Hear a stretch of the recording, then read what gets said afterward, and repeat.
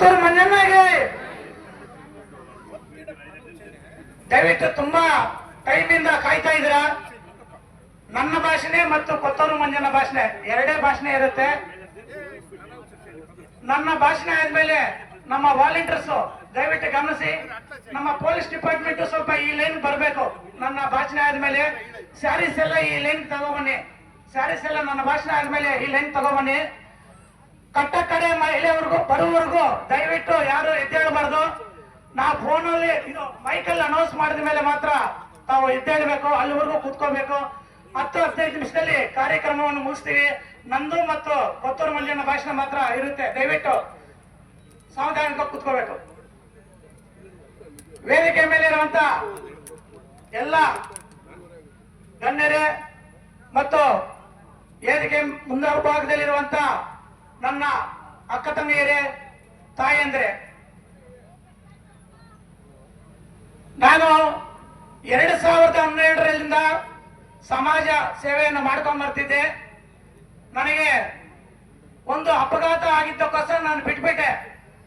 ನಾನು 2023ರಲ್ಲಿ ಅನ್ಎಕ್ಸ್ಪೆಕ್ಟ್ ಆಗಿ ನಾನು ಈ ರಾಜಕೀಯಕ್ಕೆ ಬಂದೆ. 20ನೇ ತಾರೀಕು ನಾಮಿನೇಷನ್, 19ನೇ ತಾರೀಕು ಕೂಡ ನಾನು ಕ್ಯಾಂಡಿಡೇಟ್ ಆಗ್ತೀನಿ ಅಂತ ನನಗೆ ಗೊತ್ತಿಲ್ಲ.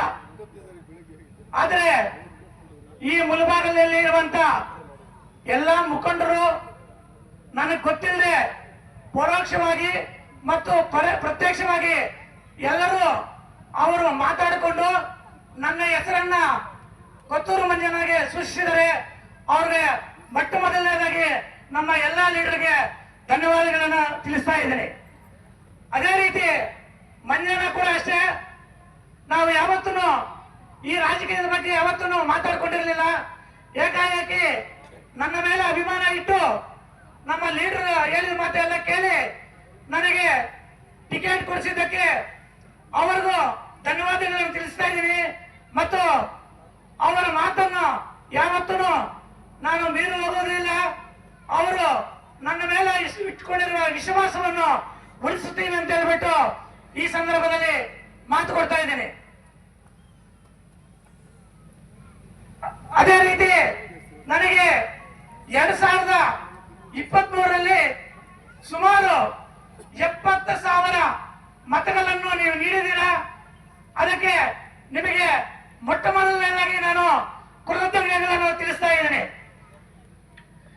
ಇವತ್ತು ನಾವು ಹೆಬ್ಬನಿ ಮತ್ತು ಮುಷ್ಟೂರು ಗ್ರಾಮ ಪಂಚಾಯಿತಿಯ ನನ್ನ ಅಕ್ಕ ತಂಗಿಯರಿಗೆ ಮತ್ತು ತಾಯಿಯಂದರಿಗೆ ದೀರ್ಘ ಸುಮಂಗಲಿ ಭವ ಅನ್ನುವ ಕಾರ್ಯಕ್ರಮವನ್ನು ಹಮ್ಮಿಕೊಂಡು ಈ ವೆಂಕಟರಮಣ ಸ್ವಾಮಿ ಸನ್ನಿಧಿಯಲ್ಲಿ ಚಾಲನೆ ಮಾಡಲು ನಾವು ಮಂಜಣ್ಣನ ಕರೆದಿದ್ದು, ಮಂಜಣ್ಣ ಮುಖಾಂತರ ಇವತ್ತು ಚಾಲನೆ ಮಾಡ್ತಾ ಇದ್ದೀವಿ. ನಮ್ಮ ಭಾರತ ಸಂಸ್ಕೃತಿಯಲ್ಲಿ ಹೆಣ್ಣು ಮಕ್ಕಳಿಗೆ ವಿಶೇಷ ಗೌರವ ಇದೆ. ಮಹಿಳೆ ನಮ್ಮ ಸಮಾಜದ ಶಕ್ತಿ ಮತ್ತು ನಮ್ಮ ಕುಟುಂಬದ ಕಣ್ಣು ಕೂಡ ಹಾಗೆ. ಮಹಿಳೆಯರಿಗೆ ಎಲ್ಲಿ ಗೌರವಿಸುತ್ತವೋ ಅಲ್ಲಿ ದೇವರು ನೆಲೆಸುತ್ತಾರೆ ಅಂತ ಹೇಳ್ಬಿಟ್ಟು ಎಲ್ಲರೂ ಹೇಳ್ತಾರೆ. ಸಮಾಜ ಮತ್ತು ರಾಷ್ಟ್ರ ನಿರ್ಮಾಣದಲ್ಲಿ ಮಹಿಳೆಯರ ಪಾತ್ರ ಮುಖ್ಯವಾಗಿರುತ್ತೆ. ಅಂದ್ರೆ ಉದಾಹರಣೆಗೆ ನಾವು ಗಡಿ ಕಾಯುವ ಕೆಲಸದಿಂದ ಹಿಡಿದು ನಮ್ಮ ಕುಟುಂಬವನ್ನು ಕೆಲಸಗಳನ್ನು ನಿರ್ವಹಿಸುವವರೆಗೂ ನಮ್ಮ ಹೆಣ್ಣು ಮಕ್ಕಳ ಕೆಲಸ ತುಂಬಾ ಮುಖ್ಯವಾಗಿರುತ್ತೆ. ಗಡಿ ಕೆಲಸ ಕಾಯುವ ಕೆಲಸ ನೀವು ಕಣ್ಣಿಂದ ನೋಡಿದ್ರ. ಒಂದು ವಾರದ ಹಿಂದೆ ನಾವು ಸಿಂಧೂರ ಆಪರೇಷನ್ ಸಿಂಧೂರ ಅಂತ ಮಾಡಿದ್ದು 2 ಹೆಣ್ಣು ಮಕ್ಕಳನ್ನು ಮೊದಲು ಕಲಿಸಿತ್ತು. ನಿಮ್ಗೆಲ್ಲ ಗೊತ್ತೇ ಇದೆ. ಹೆಣ್ಣು ಮಕ್ಕಳು ಯಾವುದರಲ್ಲಿ ಕೂಡ ಕಡಿಮೆ ಇಲ್ಲ. ಸ್ವತಂತ್ರ ಸಂಗ್ರಾಮದಲ್ಲೂ ಕೂಡ ಅಷ್ಟೇ. ಈ ನಮ್ಮ ಭಾರತ ದೇಶಕ್ಕೆ ಸ್ವತಂತ್ರ ಬರಬೇಕಾದ್ರೆ ಪುರುಷರಿಂದಲೇ ಸ್ವತಂತ್ರ ಬರಲಿಲ್ಲ. ಹೆಣ್ಣು ಮಕ್ಕಳು ಕೂಡ ಸ್ವತಂತ್ರ ಸಂಗ್ರಾಮದಲ್ಲಿ ಭಾಗವಹಿಸಿದ್ರು. ಕಿತ್ತೂರು ರಾಣಿ ಚೆನ್ನಮ್ಮ ಆಗಲಿ, ಕೆಳದಿ ರಾಣಿ ಮಲ್ಲಮ್ಮ ಆಗಲಿ, ಬೆಳವಾಡಿ ಮಲ್ಲಮ್ಮ ಆಗಲಿ, ಝಾನ್ಸಿ ರಾಣಿ ಆಗಲಿ, ಇನ್ನೂ ಅನೇಕ ಮಹಿಳೆಯರು ನಮ್ಮ ಸ್ವಾತಂತ್ರ್ಯ ಸಂಗ್ರಾಮದಲ್ಲಿ ಕೂಡ ಪಾಲ್ಗೊಂಡಿದ್ರು. ಭಾರತವನ್ನು ತಾಯಿಯನ್ನು ಭೂಮಾತೆಯಾಗಿ, ನಮ್ಮ ಜ್ಞಾನವನ್ನು ಸರಸ್ವತಿಯಾಗಿ ಮತ್ತು ಲಕ್ಷ್ಮಿ ಸಂಪತ್ತನ್ನು ಲಕ್ಷ್ಮಿಯ ಕೂಡ ನಾವು ಆರಾಧನೆ ಮಾಡ್ತೀವಿ ನೋಡಿ. ಎಲ್ಲಾನು ಕೂಡ ಮಹಿಳೆಯ ಹೆಸರೇ. ಹಾಗೆ ನಮಗೆ ಶಕ್ತಿ ಕೊಡೋದು ಕೂಡ ನಮಗೆ ದುರ್ಗೆ.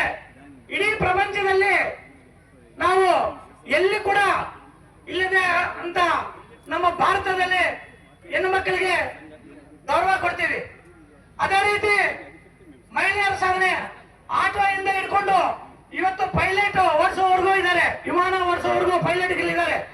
ಹೆಣ್ಣು ಮಕ್ಕಳಲ್ಲಿ ಯಾವುದು ಕಡಿಮೆ ಇಲ್ಲ. ಒಂದು ಸಮಾಜವನ್ನು ನಿರ್ಮಿಸಬೇಕಾದ್ರೆ, ಒಂದು ಅಕ್ಕಿ ಮೇಲಕ್ಕೆ ಏರ್ಬೇಕಾದ್ರೆ ಒಂದೇ ರೆಕ್ಕಲ್ಲಿ ಮೇಲಕ್ಕೆ ಏರಕ್ಕಾಗಲ್ಲ. ಅದೇ ರೀತಿ ಪುರುಷರ ಜೊತೆಗೆ ಮಹಿಳೆಯರು ಕೂಡ ಸಪೋರ್ಟ್ ಮಾಡಿದ್ರೆ ಮಾತ್ರ ಈ ದೇಶ ಉದ್ಧಾರ ಆಗುತ್ತೆ, ಒಳ್ಳೆಯ ಸಮಾಜವನ್ನು ನಿರ್ಮಿಸಬಹುದು. ಪುರಾಣಗಳಲ್ಲಿ ಹೇಳ್ತಾರೆ, 10 ಆಚಾರ್ಯರಿಗೆ